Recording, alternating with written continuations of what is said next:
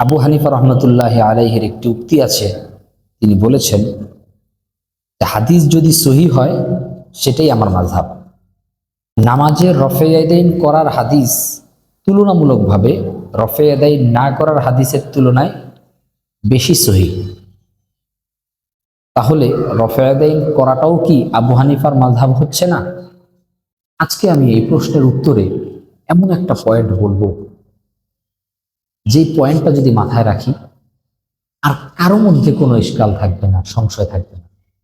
না হানাফি মাযহাবের যারা অনুসরণ করি তাদের মধ্যেও কোনো সংশয় আসবে না, যারা আহলে হাদিস হিসাবে নিজেদেরকে পেশ করি, আমল করতে চেষ্টা করি হাদিসে অনুযায়ী, তাদের মধ্যেও কোনো সংশয় থাকবে না।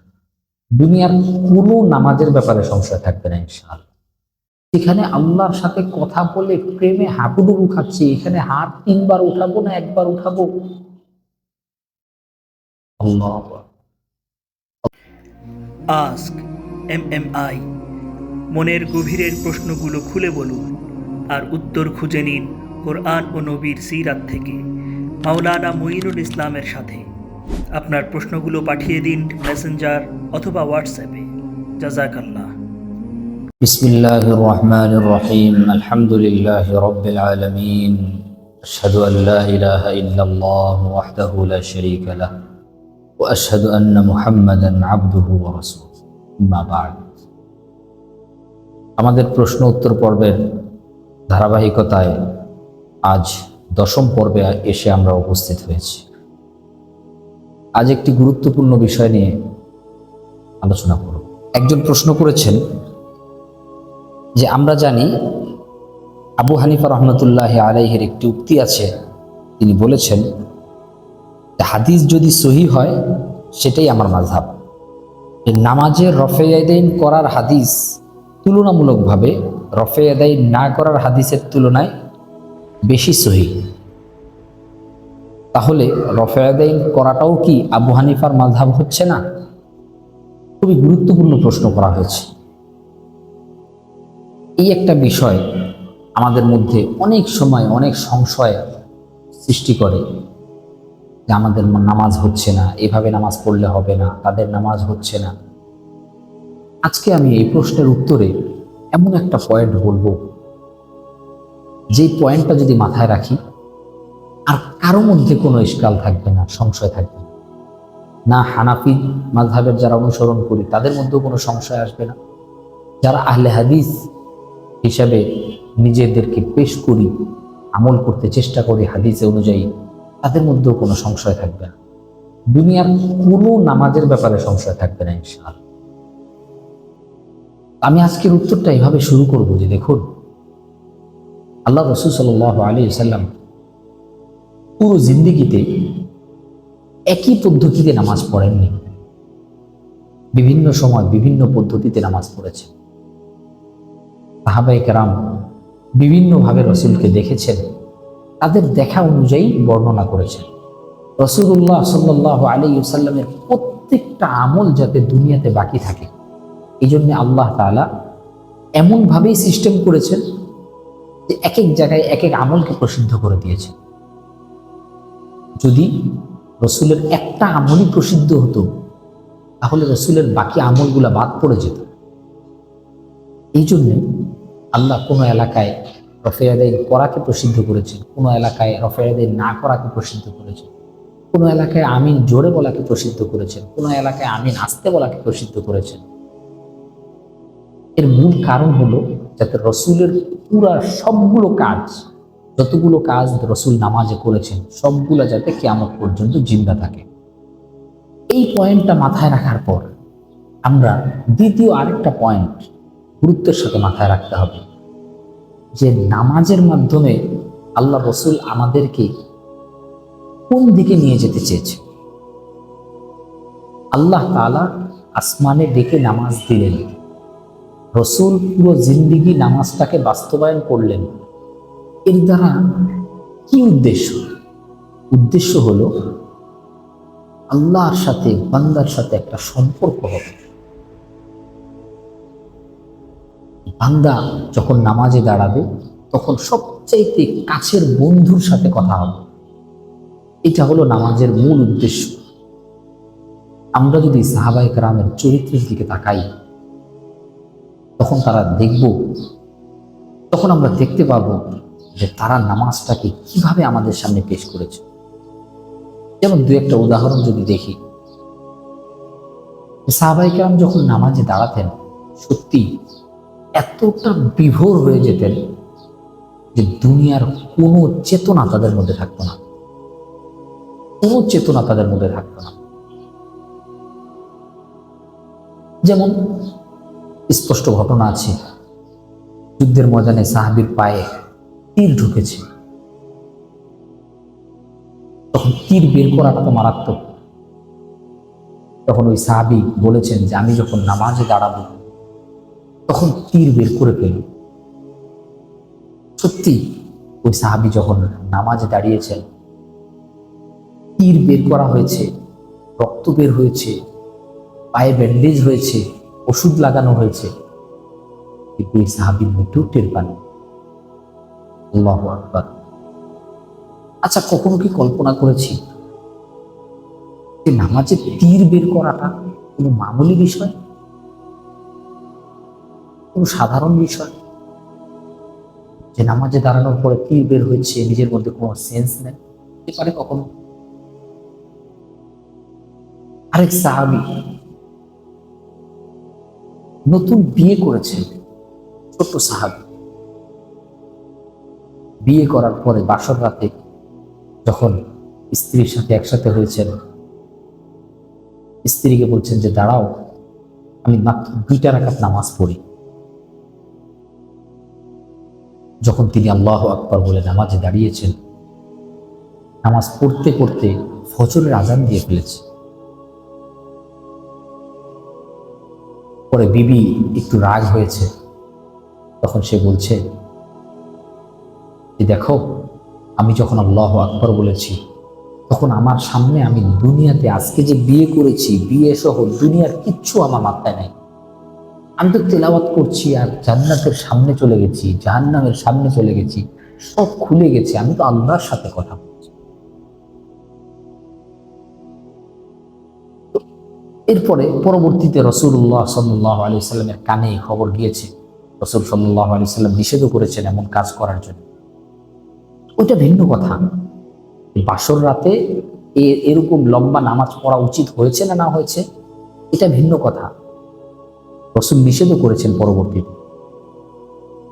কিন্তু আমি যে পয়েন্ট বোঝাতে চাচ্ছি, এটা কেমন নামাজ, যে নামাজে তাকবীর বলার সাথে সাথে আল্লাহর সাথে সম্পর্ক এমন ভাবে কানেক্ট হয় যে দুনিয়ার আর কোনো কিছুর খবর থাকে না, মাত্র বিয়ে করেছি এটাও খবর থাকে না।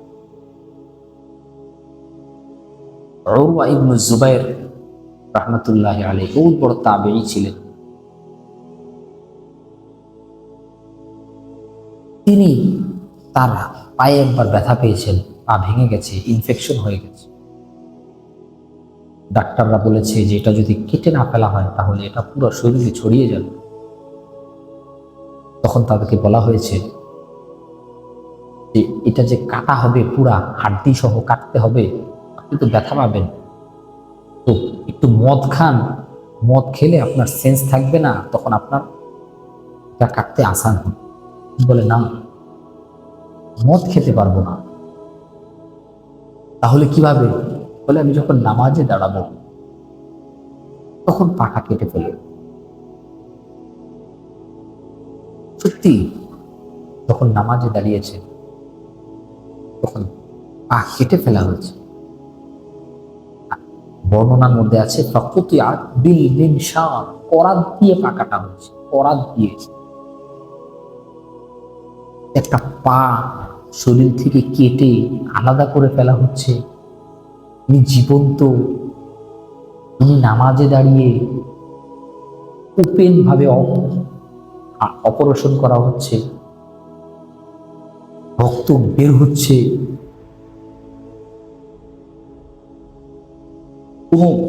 কল্পনা করা যায়? এটা তখনই সম্ভব যখন মানুষ তার পরম বন্ধুর সাক্ষাতে বিভোর হয়ে যাবে। যেমন আজকাল যখন মোবাইল নিয়ে যুবক ভাইয়েরা বসে চ্যাটিং করতে থাকে, গেমস খেলতে থাকে, কখন 3-4 ঘন্টা কেটে যায় জানে না। ঠিক তেমনি সাহাবীগণ যখন নামাজে দাঁড়াতেন আল্লাহর সাথে কথা হতো। আবু হানিফা রহমতুল্লাহি আলাইহির ব্যাপারে এটাও আছে যে এক আয়াত পড়তে পড়তে রাত তো কেটে গেছে। আল্লাহু আকবার। আমাদের বুজুর্গরা তো এমন ছিলেন। এবার আমরা যদি আমাদের নামাজটা মিলাই, যে আমরা মশা কামড়ালে টিকতে পারি না, অনুভূতি আছে আমাদের। আমাদের সাথে নামাজ আল্লাহর সাথে সম্পর্ক কতটুকু হলো? হাদিসের মধ্যে তো আছে, আল্লাহ রাসূল বলেছেন as-সালাতু মি'রাজুল মুমিনিন, নামাজ তো হলো মুমিনের মেরাজ। মেরাজ মানে আল্লাহর সাথে একান্তে কথোপকথন। আল্লাহ যেমন রসুলকে সরাসরি ডেকে নিয়ে গিয়ে নামাজ দিয়েছেন, উপরে আরশে গিয়ে সরাসরি আল্লাহর সাথে রসুলের সাথে কথা হয়েছে, বিশেষ হাদিয়া দিয়েছেন আল্লাহ। এখন প্রত্যেক মুমিনও আল্লাহর সাথে সরাসরি কথা বলার মজা অনুভব করতে পারে এই নামাজের মাধ্যমে। এটাই হলো ওই হাদিসের অর্থ, as-সালাতু মি'রাজুল মুমিনিন। আমরা এই পয়েন্টটা কতটা গুরুত্ব দিচ্ছি? এবার আমরা চিন্তা করি যে হাত এখানে বাঁধবো না এখানে বাঁধবো। আরে ইমাম মালিক রহমতুল্লাহ আলাইহির বর্ণনা আছে যে হাত ছেড়ে দেওয়া, বাধাই লাগবে না। আমিন জোরে বলবো না আস্তে বলবো? আরে ওই আল্লাহ, যেই আল্লাহ আমার চতুর্দিকে আছেন, আমার কল্পনার আসার আগেই শুনছেন, তাকে জোরে বলতে হবে আস্তে বলতে হবে এরকম কোনো পার্থক্য হবে? যেখানে আমি আল্লাহর সাথে বন্ধু হয়ে আমি অচেতনের মতো হয়ে যাচ্ছি, সেখানে হাত এখানে বাঁধবো না এখানে বাঁধবো? সেখানে আল্লাহর সাথে কথা বলে প্রেমে হাবুডুবু খাচ্ছি, এখানে হাত 3 বার উঠাবো না 1 বার উঠাবো? আল্লাহু আকবার, আল্লাহু আকবার। এটাও কি বিতর্কের বিষয়? আমি কত পার্সেন্ট নামাজে মনোযোগ দিতে পারলাম? আমার অন্তর কত পার্সেন্ট আল্লাহকে খুশি করতে পারল? ওইটার দিকে যদি আমাদের মন না যায়, আমাদের বাহ্যিক এই জাতীয় আমাল আর কেমন আমল, ও জায়েজ না জায়েজের বিষয় নয়, উত্তম অনুত্তমের বিষয়। আমি আস্তে বলা উত্তম, কেউ বলছে জোরে বলা উত্তম, কেউ বলছে হাত এখানে বাঁধা উত্তম, কেউ বলছে এখানে বাঁধা উত্তম। উত্তমের বিষয় নিয়ে এত কিছু, আল্লাহর সাথে সম্পর্ক কবে করব? ওই নামাজ কি জীবনে কোনোদিন পড়বো না যে নামাজ সাহাবায়ে কেরাম সারা জীবন পড়েছে? কবে হবে আমাদের অনুভূতি? আমি আমার নিজেকে বলছি, কবে ওই নামাজ পাবো? কবে ওই নামাজের স্বাদ পাবো? আমি যদি সূরা ফাতিহার একটা গুরুত্বপূর্ণ পয়েন্ট টানি, তাহলে আমরা দেখতে পাবো যে আল্লাহ তো এই জন্যই সূরা ফাতিহা দিয়েছেন, এইভাবে এরকম চিন্তা করেই দিয়েছেন। যেমন সূরা ফাতিহার প্রথম 4টা আয়াত, 1 নম্বর আলহামদুলিল্লাহি রাব্বিল আলামিন, 2 নম্বর আর রহমানির রহিম, 3 নম্বর মালিকি ইয়াউমিদ্দিন, 4র্থ ইয়্যাকা না'বুদু ওয়া ইয়্যাকা নাস্তাঈন। এখানে স্বাভাবিক অর্থ কি? আলহামদুলিল্লাহি রাব্বিল আলামিন, সকল প্রশংসা আল্লাহর। আর রহমানির রহিম, তিনি পরম দয়ালু, অতি দয়াময়। মালিক ইয়াউমিদ্দিন, তিনি বিচার দিনের মালিক। ইয়্যাকা না'বুদু ওয়া ইয়্যাকা নাস্তাঈন, আমরা তোমার ইবাদত করি, তোমার কাছেই সাহায্য চাই। এখানে দেখেন ব্যতিক্রম, অন্যভাবে খেয়াল করেছেন কিনা কেউ?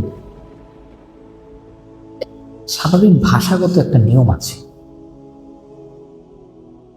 কেউ যদি অনুপস্থিত থাকে, চোখের সামনে না থাকে, তখন তার ক্ষেত্রে আমরা সর্বনাম ব্যবহার করি।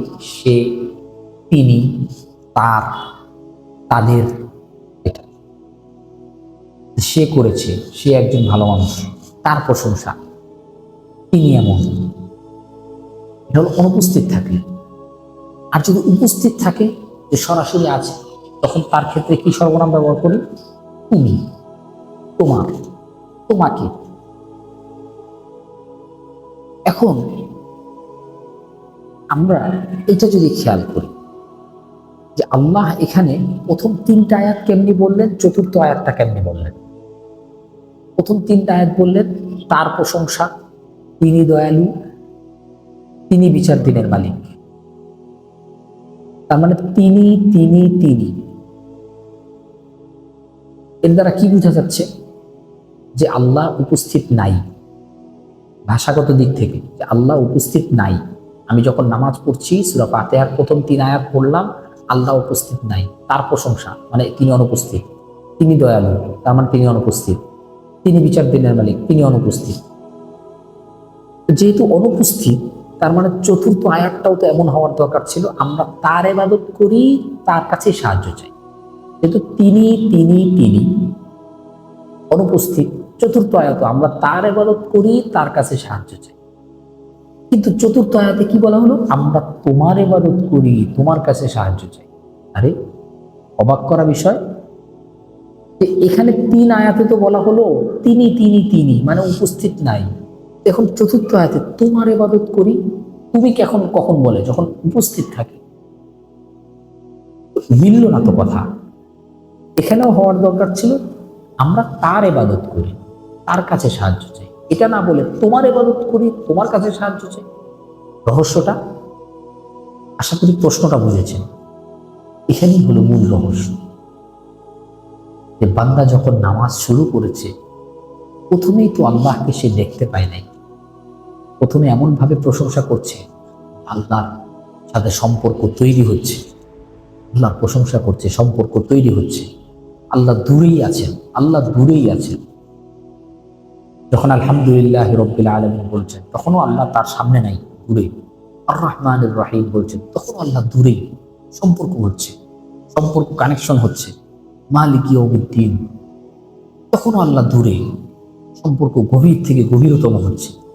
3 আয়াত শেষ হওয়ার পর সম্পর্ক এত গভীরে চলে গেছে যে সাথে সাথে সে যেন আল্লাহকে স্বয়ং দেখতে পাচ্ছে। আল্লাহ উপস্থিত, সব প্রেমিক উপস্থিত, দেখে দেখে বলছে ইয়্যাকা না'বুদু ওয়া ইয়্যাকা নাস্তাঈন, আমরা তোমার ইবাদত করি, তোমার কাছে সাহায্য চাই। আল্লাহ তো এখানে এসে বলছে এখন প্রেমিকের সাথে কথা হবে। এরপরে ইহদিনাস সিরাতাল মুস্তাকিম, আল্লাহ তুমি দাও, তুমি দাও। পুরা ফাতিহা কি কখনো এই মজা নিয়ে পড়েছি, এই অনুভূতি নিয়ে পড়েছি?